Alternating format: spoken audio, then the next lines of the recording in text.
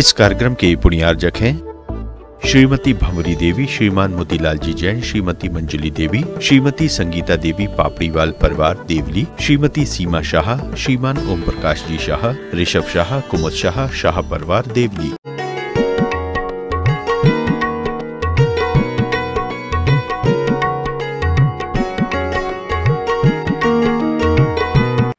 मगर आज बड़े बड़े घरानों के बेटे बेटियां वो जीन्स पहन रहे हैं जिसमें उनके गुप्तांग शरीर के दृश्य दिखाए जा रहे हैं, खिड़कियां बनी हुई हैं, जंगा दिख रही है। क्या है ये? चरित्रवान बेटी के लिए वो कपड़े अशोभनीय हैं, गुणवान बेटे के लिए वो कपड़े अशोभनीय हैं, मगर आज हम उनको अच्छा मान रहे हैं। ये बहुत ज्यादा नुकसानदायक, हानिकारक है।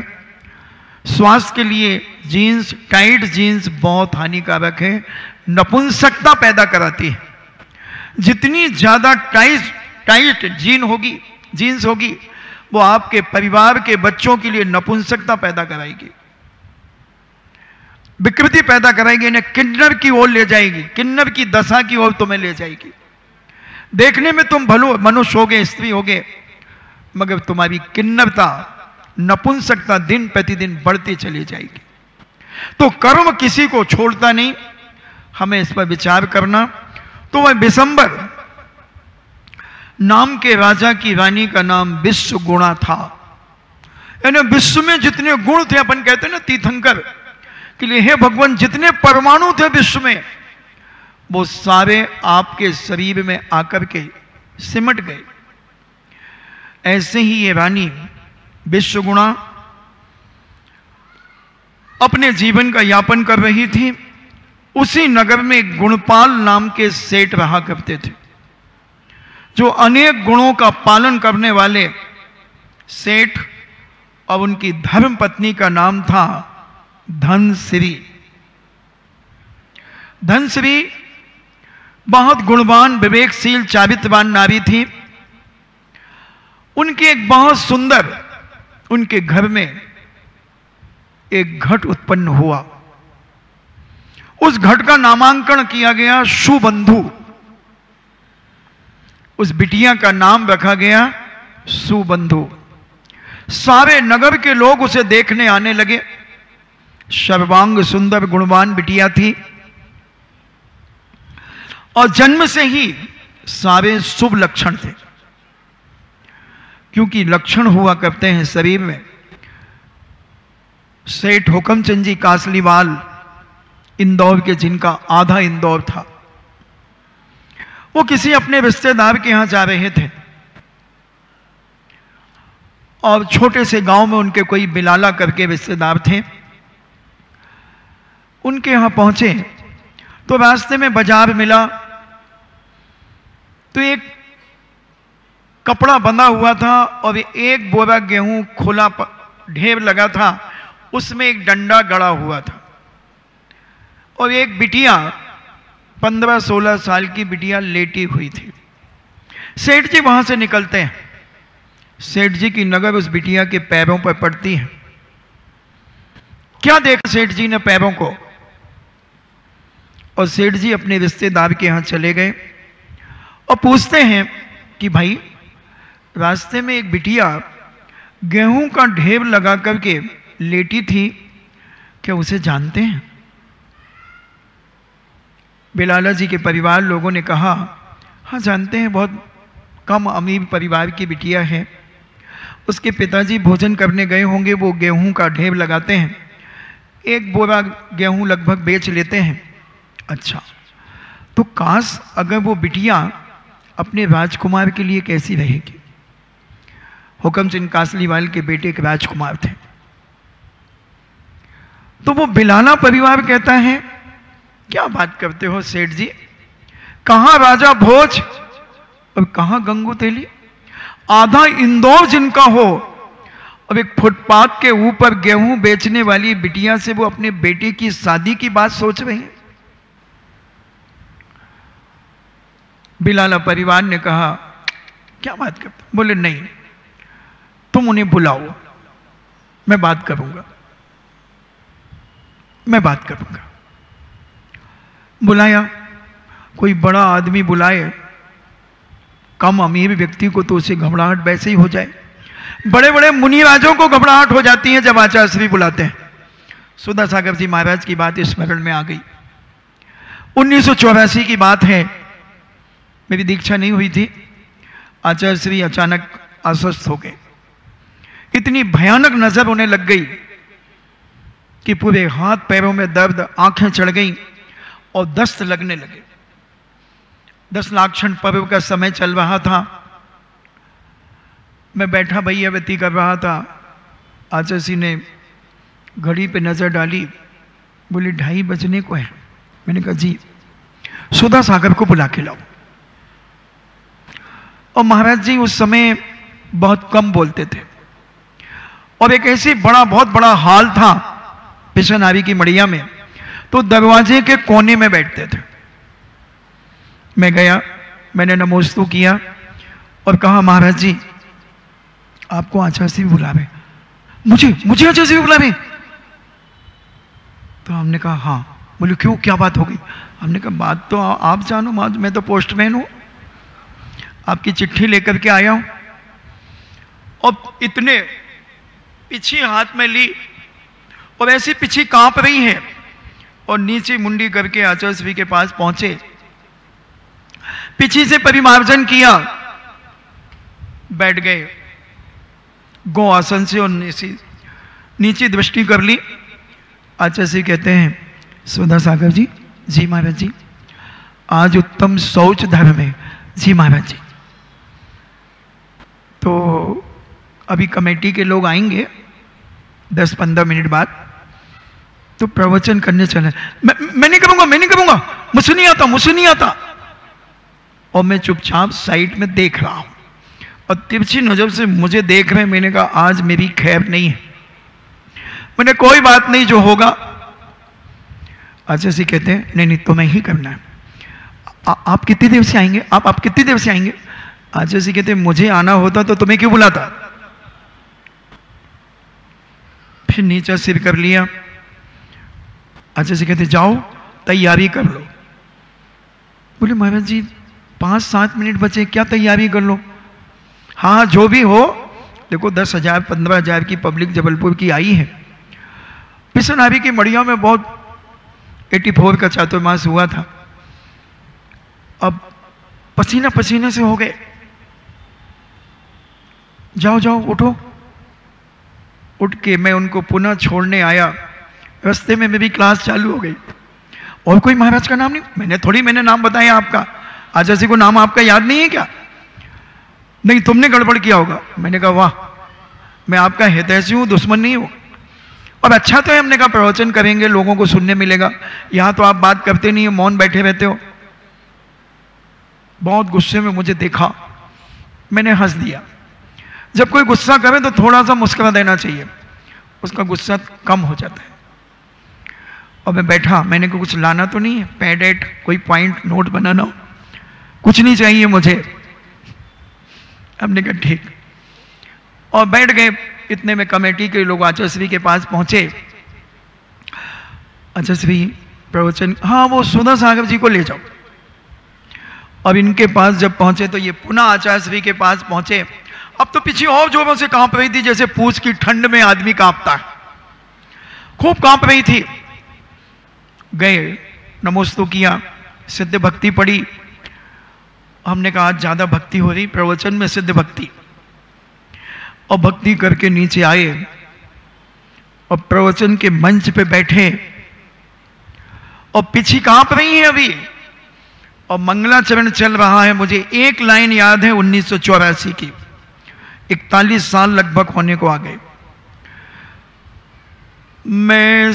मैं कंकर शंकर बना,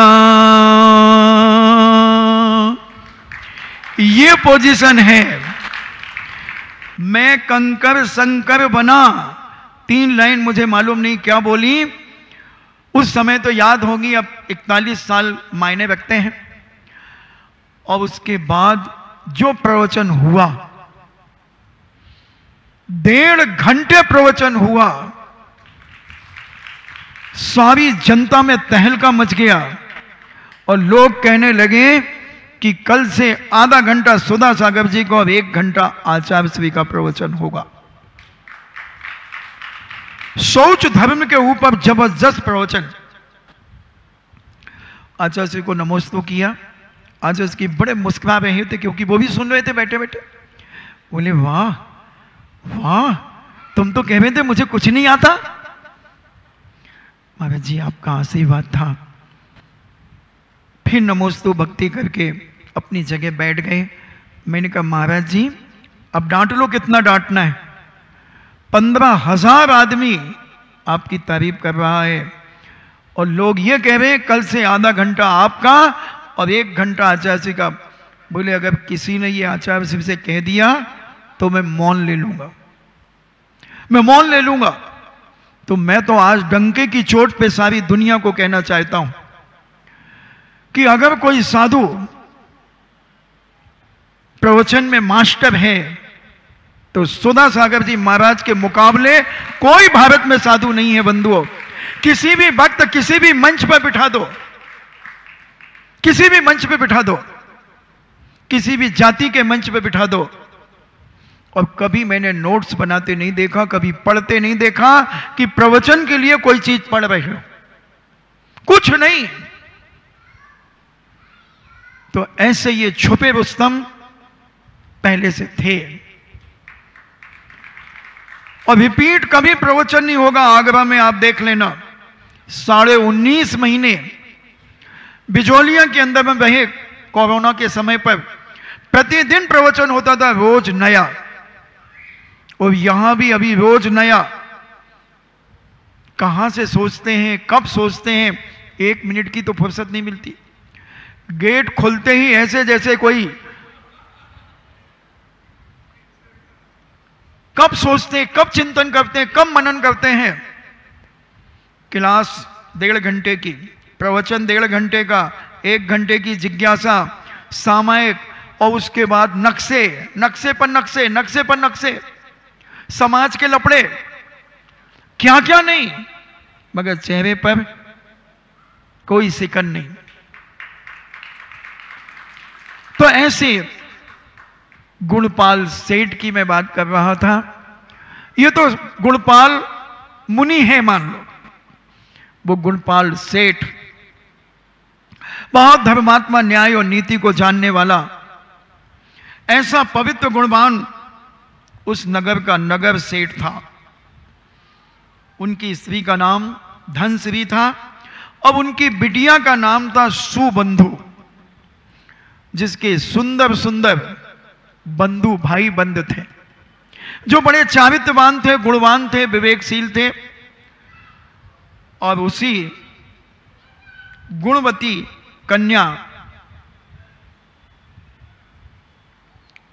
जो गुणवती धनश्री थी, उसके गर्भ में मेघसेन धीवर का जीव उसके गर्भ में आ गया। क्या था पहले? धीवर, मछुआरा। मगर उसका पुण्य ऐसा बड़ा कि जो धनश्री गुणपाल की धर्मपत्नी थी, उनके गर्भ में वो मछुआरे का जीव उनके गर्भ में आ गया। पुण्योदय से, पुण्य के उदय से, और धनश्री को गर्भ धारण हो गया। 9 महीने अब कैसे व्यतीत करना है, यह समझने की बहुत बड़ी आवश्यकता है। 9 महीने के पीरियड में प्रत्येक मां बनने वाली नारी को रोशनी को देखने का प्रयास न करें, ज्यादा रोशनी। अगर ज्यादा रोशनी आप देखती हैं तो आपके बच्चे की आंखों पर डिफेक्ट आएगा। बालिका काजल लगाती है तो जब वह बच्चों को जन्म देगी तो बच्चों की अनेक प्रकार की बीमारियां आंखों की होंगी। अशुद्धि में काजल लगा करके तो उसके मंजर बच्चे होंगे, आंखें बिल्ली जैसे होंगी। बहुत सारी बीमारियां आंखों की होंगी, आंखों से पानी आना, और भी बहुत सारे कारण होते हैं। तो ये 9 महीने बहुत सावधानी का पीरियड होता है। जितना काम कर सको उतने काम करना चाहिए, और जितना आलस करोगी बच्चा उतना सुप्त होगा, प्रमादी और आलसी होगा। और बच्चा के 9 महीने में अगर मां झाड़ू पोंछे का काम करती है, चक्की पीसती है, पहले की महिलाओं के बच्चे, तुम तो 1 या 2, बहुत हो गए 2, पहले की माता एक क्रिकेट टीम तैयार कर देती थी और पता ही नहीं चलता था कि बच्चों को कब जन्म दे दिया। और तुम कहते हो मम्मी जी डॉक्टर ने बेड रेस्ट बताया है, और चोचले देखना 500 का 1000 रुपए का इंजेक्शन अलग लगता है, और बेड रेस्ट बताया, वीकनेस कही है। और सबसे ज्यादा यही जैनों की महिलाएं खाती हैं, उसके बाद भी इनको वीकनेस। यहां की कटोरी वहां नहीं करेंगी। और अगर कहीं फिल्म देखने की बात आ जाए तो फौरन तैयार। ऐसे एक घटना घटी, एक बहन जी ने अपनी सासू मां से कहा कि डॉक्टर साहब ने बेड रेस्ट कहा है, मम्मी जी मैं अब कोई काम नहीं करूंगी। ठीक है बेटा।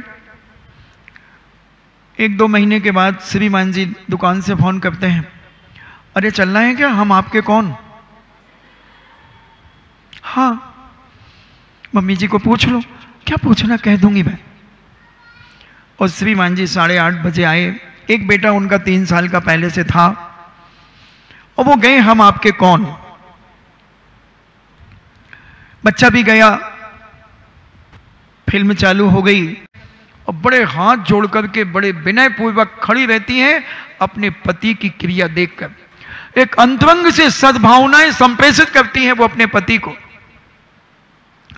आजकल तो महिलाएं सोती रहती हैं और श्रीमान जी अभिषेक करके आ जाते हैं। ऐसे भी घर मिल जाएंगे? नहीं, अभी तक जो किया माताओं किया, कोई बात नहीं, मगर कल से उठो और श्रीमान के सगे हाथों से अभिषेक देखो। दूसरे से भीख सी मांगती हो, अभिषेक दिखा देना। तुम्हारे नौकर हैं वो, तुम्हारे पति हैं, अपने पति के हाथ का देखो। गंधोदक दे देना। किससे किससे मांग रही हो? कौन है वो तुम्हारा? अपने पति से गंधोदक लो, अपने भाई से गंधोदक लो, अपने परिवार के सगे व्यक्ति से गंधोदक लो। भीख मत मांगो और अपनी सगी आंखों को उज्जवल करो, पवित्र करो और गंधोदक लो। इन्हीं मंगल भावना के साथ परम पूजनी द्वादशांग जिनवाणी माता की।